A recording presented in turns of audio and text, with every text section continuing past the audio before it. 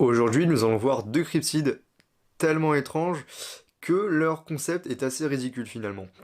Voilà, c'est parti.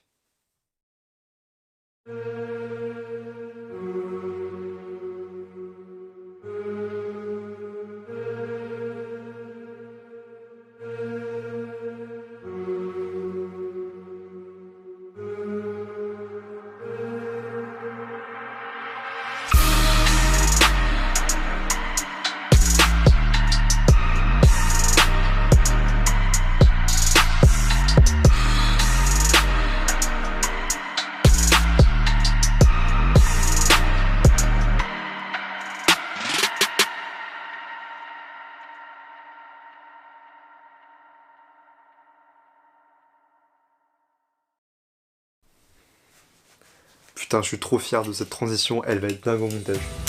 Et on commence cette vidéo avec le poisson évêque. Mais qu'est-ce que c'est que cette créature qui a un nom foutrement débile? Eh bien, c'est une très bonne question, mon petit Mathéo. Le poisson évêque est une créature fabuleuse, mi-homme, mi-poisson, qui se veut proche de la sirène. Les écailles de sa tête auraient la forme d'une mitre, tandis que ses nageoires mimeraient la robe que portent les évêques durant l'office. Certains témoignages rapportent même que des poissons évêques auraient été aperçus avec une crosse à la main. Le poisson évêque a été décrit pour la première fois au XVIe siècle par des naturalistes. Un poisson évêque aurait été capturé en 1433 dans la mer Baltique par des pêcheurs, avant que ces derniers le ramènent à la cour du roi de Pologne. Il fit signe de vouloir regagner la mer, ce que le roi finit par lui accorder sous la pression d'évêques catholiques auxquels on avait présenté la créature.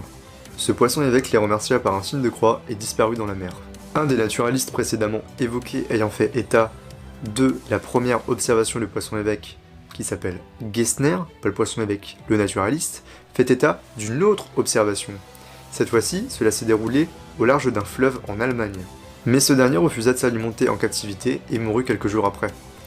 Selon les légendes de l'époque, le poisson évêque remplissait comme son homologue humain des fonctions ecclésiastiques, auprès des populations de sirènes et de tritons qu'on pensait alors habiter l'océan.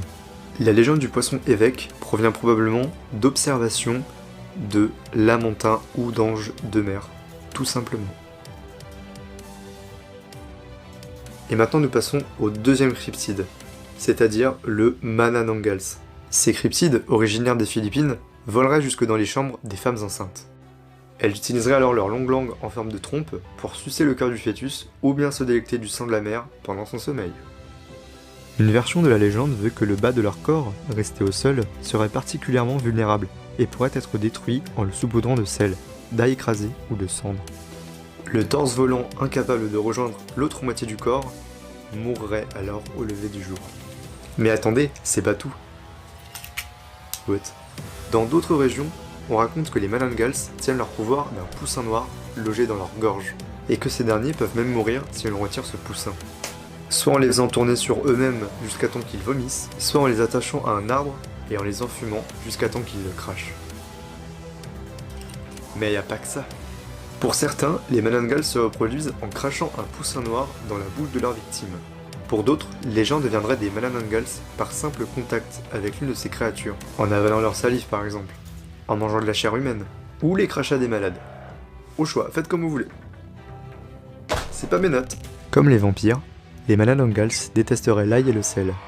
On dit également qu'ils éviteraient les dagues, la lumière, le vinaigre, les épices et la queue des raies, qui peuvent être utilisés comme un fouet. La seule explication logique, des chauves-souris. Aucune autre. Mais il n'existe pas de très grandes chauves-souris aux Philippines pouvant ressembler aux Mananangals. Donc est-ce qu'elle existe? La réponse est dans votre cœur. Quoi qu'il en soit, aujourd'hui nous avons vu deux cryptides dont le concept est assez stupide. Vous pouvez me dire en commentaire qu'est-ce que vous en avez pensé de cette vidéo et de ces deux cryptides assez what the fuck. Sinon à part ça tu peux liker et même t'abonner à la chaîne et puis on se retrouve une prochaine fois pour une nouvelle vidéo. C'était Dr Draco.